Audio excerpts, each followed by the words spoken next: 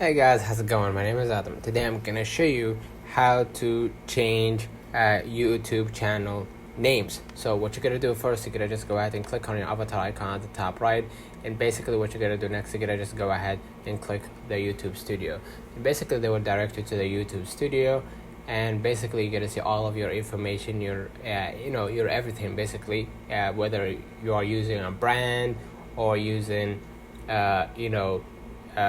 basically using a different kind of app, using kind of channel. So here you're gonna see the customization. Click on it, and basically you're gonna be able right here to see the channel customization in terms of how the interface will be.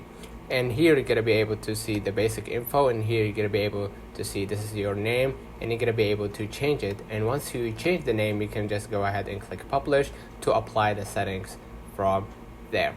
Alright, and here even the username, so you can see on your domain. So let me know in the comments if this video helped you. Don't forget to like and subscribe, turn on the notification bell to receive every video we upload.